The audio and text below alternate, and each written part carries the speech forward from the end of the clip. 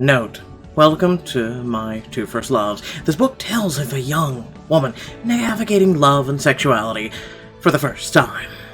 This story explores themes of sexual orientation, racial tensions, and occasional violence. Player discretion is advised. Tomorrow you start your senior year of high school. Let's choose your look. Yep, I'm doing this. We're gonna go all in. We're going all in. I was in bed, but not asleep, watching the hands of my clock reach for midnight. I knew he'd be here soon. Tonight, you're telling him, how you feel tonight. A telltale knock rattled against my bedroom window, and I pushed it open. You made it after all. And there he was, the person I'd been in love with since before I even knew what love truly was. Oh, boy.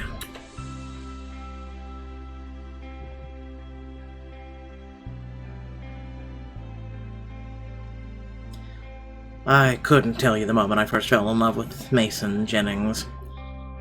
He was just always there, the quiet boy next door who taught me how to cartwheel when I was 10. Who held me all nights as I wept when my mother died on a cold autumn day. The truth was, I had always loved him. I just never had the courage to tell him. Until tonight. What I didn't know then was he wasn't the only one I'd fallen in love with that year. Okay. My two first loves, the secret. Welcome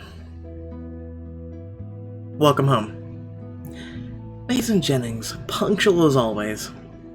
I haven't seen you all summer. I didn't want to waste another minute. There it was, that smile again, the one I'd been daydreaming about for 3 long months. I should tell him. Mason, The words caught in my throat, and a silence settled into the room. Had he noticed? Quick, don't be awkward. Have you been working out? Is that a new cologne? How's your dad?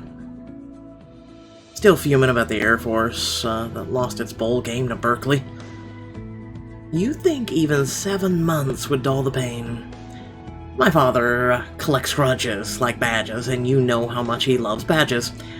How was Wyoming? I'm impressed you lasted all summer in a tiny cabin without killing your sister. You didn't kill her, right? Believe me, there was some close calls. I had to take a lot of walks whenever I felt cabin fever setting in, and with the Wi-Fi and 2 bars of cell service on a good day, thank God for books. You're going to make me feel like a dumb jock. I didn't crack a book open all summer. Mason, you could never be He was sitting so close on my bed I could feel the warmth of his hip against mine. I need to tell him, why is this so hard? Seriously, what's wrong with me? Gah! More weird silence. Luckily, Mason filled it. There were so many nights when I tried to call you and couldn't get through. It killed me not talking to you or trying to talk, and getting cut off every 5 seconds with my phone, deciding to drop the call. Well, with you gone, it was like I was missing my own voice sometimes. Remember that summer where we kept finishing each other's sentences and your mom started calling me the Echo? I remember. So much happened this summer. I feel like we could talk all week and I'd only get to the greatest hits. And there's one thing I've been dying to tell you in particular. But before anything else, there's something I brought you. I call it a present. Mason reached into his pocket and revealed a small red box tied up with a neat bow. I found something from the day we spent on the beach when we were little. Really? I pulled the ribbon and opened the box to see a shell. I like how the other option was leave the past alone. It's from that time on the beach. As I ran my fingers against its smooth exterior, my memories came flooding back. It was one of those sun-flecked perfect days, long before my mom got sick. Mom was tan, strong from her running hobby, not as skinny as she'd later become. It's okay if you want to run in the waves, just remember, never turn my back on the ocean. Good girl. Can we see the tide pools first? I'm collecting cool shells. Yeah, I'll help. Oh, Mason, I could never say no to you. This way. I think I see one already. As we approached the tide pools, waves crashed on the rocks before us. Careful, the tide's coming in. What, you scared of some water? It wouldn't matter if we were here by myself, but with you here... My stomach dropped as a gigantic wave rolled in from the sea, looming over us. Mason! Mason ran to me, but it was too late. We'd be soaked for sure. I clung to Mason, and in one quick motion, he turned his body towards the ocean, shielding me from the wave.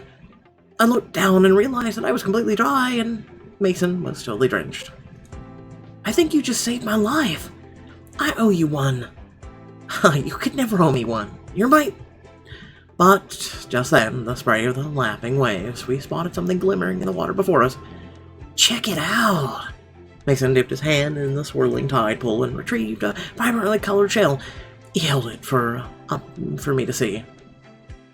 It's the prettiest thing I've ever seen. As I reached for it, my hand brushed Mason's and lingered there, touching him a moment too long. Oh, I mean, you should take the shell. It's all yours. Take it all to myself. I can. I can't take your shell. I don't even collect these. Besides, you found it. Only because you brought me here. Tell you what, we'll share it. Weekends at my house and weekdays at your place. As the sun sank into the horizon, I excitedly showed my mom our newly found treasure. Do you mind if I listen? She held up the shell to her ear and smiled. I wish I'd asked what she heard. It reminds me of something my grandfather asked me when I was little. How can a shell contain an ocean when an ocean contains so many shells? I think it's a riddle. It certainly is. What a conundrum. What do you think the answer is? To me, it means everything in life is a contradiction. The shell is tiny, but also infinite. Something curious flickered behind her eyes as she looked down at me and Mason. That's kind of like you kids, huh? Tiny and infinite, getting bigger every day. I can't wait to see what your future holds for the two of you. Are, you okay? When I hold it, it's like she's staring forward at me from the past. I'm sorry. Maybe I shouldn't have brought it. I shook my head and threw my arms around him, pulling him close. No, thanks for this. It's perfect. Just then, I heard footsteps coming up the stairs. Your dad. Mason reflexively ran for the window and crashed right into me. We fell in a pile on the floor. Ugh. With Mason's plate on top of me, our limbs were all tangled up. I felt his taut muscles pressed against my exposed skin. Oh. This is awkward if your father walks in. I guess I did forget to hug you when I came in. We'd call this, makeup. We scrambled to our feet as the footsteps outside drew closer. Hurry, he'll see you. Mason swiftly climbed through the open window and leapt gracefully onto the tree outside. Mason, wait. The thing you wanted to tell me, what was it? Don't worry, it's silly anyway. Really? But... Your dad called out through the door. Emma, are you still awake? No, my dad. I'm definitely sleeping. Congratulations, that was the worst fake snore ever. Get to bed, okay? I turned back to the window and whispered urgently down to Mason. Just tell me. I kind of have a girlfriend. I swear I'll tell you all the gory details later. And with that, he was gone. Already halfway home before my heart started beating again. Emma, everything okay in there? Everything's fine, I'm just murdered. What was that? I said everything's fine. I collapsed in bed, trying to blink back tears as Mason's words echoed in my head. I kind of have a girlfriend. A girlfriend? But who is she? As if that matters. 9 minutes. 9 minutes, even with a diamond choice. Holy sweet mother of what the hell. Man, I'll tell you. Anyway, without further ado, thank you all for watching. Please remember to like, share, and subscribe. Head down in the description below, links to social media, Discord. A few links to support me and my content. They greatly appreciated. With everything I do, that we're almost nearly 3,000 videos into this channel. And so much content, it's not just choices. Remember that. Thanks for watching. Peace out.